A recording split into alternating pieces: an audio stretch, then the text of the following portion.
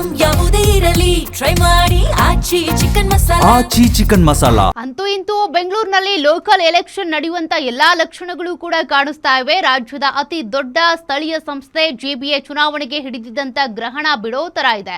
ಒಂದ್ ಕಡೆ June 30ರೊಳಗೆ election ನಡೆಸಿ ಅಂತ ಸುಪ್ರೀಂ ಕೋರ್ಟ್ ರಾಜ್ಯಕ್ಕೆ ಚಾಟಿ ಬೀಸಿತ್ತು. ಇದರ ಬೆನ್ನಲ್ಲೇ ಎಚ್ಚೆತ್ತುಕೊಂಡ ರಾಜ್ಯ ಚುನಾವಣಾ ಆಯೋಗ ಜಿಬಿಎ ಅಧಿಕಾರಿಗಳ ಜೊತೆ ಮಹತ್ವದ ಸಭೆ ನಡೆಸಿದೆ. ಜೂನ್ 14ರಿಂದ 24ರ ಒಳಗೆ ಒಂದು ದಿನಾಂಕವನ್ನ ನೀಡಬೇಕು, ಮತ್ತೆ ಚುನಾವಣೆ ಪೋಸ್ಟ್ಪೋನ್ ಆಗೋದಿಲ್ಲ ಅಂತ ಎಚ್ಚರಿಸಿದೆ.